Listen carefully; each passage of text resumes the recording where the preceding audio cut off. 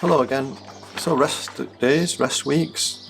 Well, have you ever had a rest? You might have had a few days off, and maybe even a few weeks off, and you've come back from that and felt great and had a really good ride. Well, that's sort of what rest days are all about, and rest weeks are all about. Having some recovery, and then you come back stronger, because actually your body adapts when it's resting. So if you have a day off, then your body is adapting to the training that you've been doing, and if you have a week off, then similarly your body's adapting to the training that you've been doing. And obviously if you've got a cold or some other reason to take time off, then you should take it so that you can resume your normal training. But that's not what we're talking about. We're talking about recovery from periods of harder training, so that you can come back stronger and then train even harder and build up the levels step by step, which is what it's all about. So just as an illustration, I used to share a flat with a chap, and he used to take 2 weeks off before a big race, and he was actually the best runner in the club. He had the best results. So it shows that although that may not actually be the best strategy, I've learned and I've become a coach and learned how everything works. It does show that rest, you don't lose a lot from rest. It's actually can make you come back stronger and perform better. So a few ways you can do it. If you, a lot of people like to plan the training, so they might do 2 weeks hard, or 3 weeks hard and then 1 week easy. They're very common structures.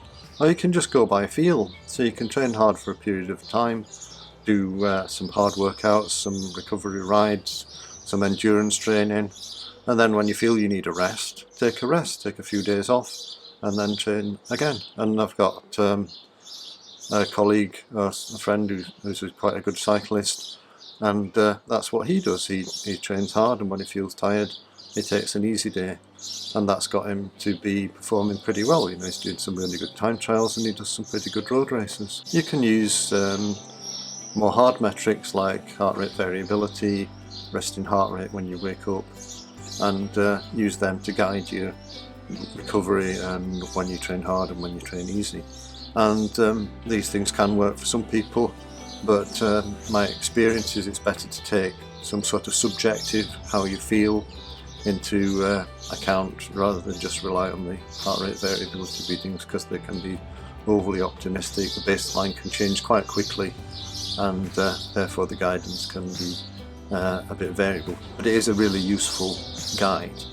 And actually what I found with heart rate variability is, if you look at the trend, I like to look at the 7-day average, the trend of the 7-day average, and if you see that's been trending down for a few days, then that can be a good indicator to take a rest, a few days off or a day off, until things start to pick up again. And then once you see it trending back up, then you're back on track and you can start training again. So HRV is a really useful guide, and there's a few good apps. The two most common ones that I've been working with are Elite HRV and HRV for Training, and they've both got phone apps, and they've got a web application where you can do a little bit more analysis. So whether to plan or to go by feel, well, if you're training for a fixed goal that's at a fixed date, then actually having a plan and a planned routine, so that you plan to take time off at certain times, so that you reach a peak at a given your goal event, can be the most effective method. But equally, it can work for some people to just have an overall feel that you're going to build up for a period of time. You might have a base period that's going to be 3 months, and then 6 weeks of more intense work, and then a couple of weeks to taper. And within that structure, you can take your hard and your easy periods, how you feel, or with your HRV. So work out what works for you, because different things work for different people. Elite athletes tend to plan things quite carefully. The athlete that I've worked with for the longest period of time, and perhaps the most successful on paper, she she trains to a plan. We have planned harder and planned easier weeks. Also, she sometimes she sometimes backs off a bit, and we sometimes shift the easy week to as needed. So you need to be flexible in all this. If you're a female athlete, you can work around your period, and obviously periods are a bit variable. They don't always come at the planned time. So with some of the female athletes I work with, we adjust the rest period. I have a nominal sort of point in the training plan where I expect the period to occur, and depending on the individual or how she feels at certain points during the cycle, we would adjust the training to match that. And then when our actual period starts, then we can reset and adjust the plan to match our actual cycle. And that can work really well. Some people are really affected by the periods, and some people are affected quite a lot. So just work out where you fit in that category and adjust things accordingly. So rest, sometimes you feel great after a rest or during a rest week, and sometimes you feel absolutely rubbish. If you've had a really hard block of training and you feel rubbish for the first few days of your rest week, we used to say, one of our friends who used to do a lot of running with, we used to say it was tiredness coming out, and it certainly feels like that. But if you're going to have a whole recovery week, like 7 days, it's best to have a plan so that you gradually reduce the fatigue levels over that week, and then you can maintain the sort of speed in your legs. If you do a few sort of easy interval sessions, you can maintain that speed and pace such that when you get to the end of the week, you're ready and to start again with a new block of training. And you can use things like Training Peaks, the training stress score, chronic training load, training stress balance, so-called performance management chart, which I recently watched a webinar.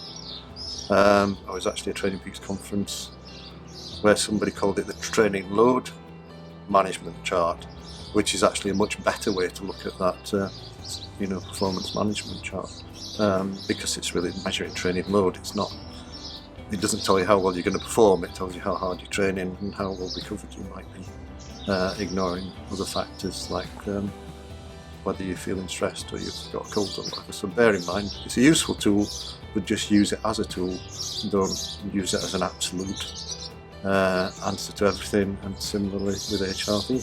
So be flexible with it all, and what you might find is that you don't actually need a week off. You might find that a good routine for you is 10 days on, 2 or 3 days off. 4 days off would give you a 2-week cycle of training. Or what I like to do with one of the athletes I work with, or quite a few actually, is we do 2 weeks on, a few days easy, so that's usually enough for them to recover, and then we might do a test. So it might be 2 weeks of hard training, 2 days completely off, an easy day sort of activate the legs, so that might be Monday, Tuesday rest, Wednesday activate the legs, and on Thursday we could do a test session, so we might test high intensity powers or FTP, or do a fatigue resistance test, so you'd ride for a set number of like 2000 kilojoules of energy you'd use, or ride for say 6 hours, and then do a test up a hill that you normally do when you're fresh. And you do it when you're tired, and you can measure how fast you are compared to how fast you are when you're fresh, and that gives you an indication of how tired you're getting over a period of time. And if you keep training your endurance, if you're training for long endurance events, that difference in time or difference in average power up that test hill will become less, and you become better adapted, and your fatigue resistance will be higher. So you can do that. So then what we would do is, because that test might be quite hard and tiring, we'd have another couple of days off at the end of the week, and that would then take you back into the next 2 weeks on, 3 or 4 days off, hard test, and then a bit more recovery, and then another 2 weeks. So you'd be into 3-week blocks of training there, and that's a really nice way to work. And it gives you a test every 3 weeks to see how things are progressing. So you test different things every 3 weeks. So that's it basically. Recovery weeks allow your body to adapt, come back stronger, so that you do your block of training, your block of hard training, have a bit of a rest, and then you're a little bit fitter when you start your next block.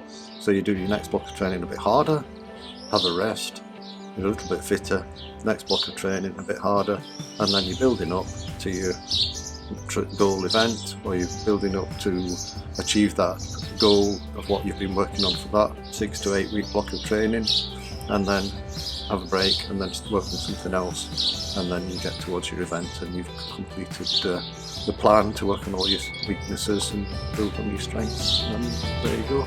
So that's basically rest weeks, and hope you've enjoyed this video, found it useful. If you like the way I present things, please subscribe and click the bell so that you get a reminder, and I'll see you in the next video. Okay, bye.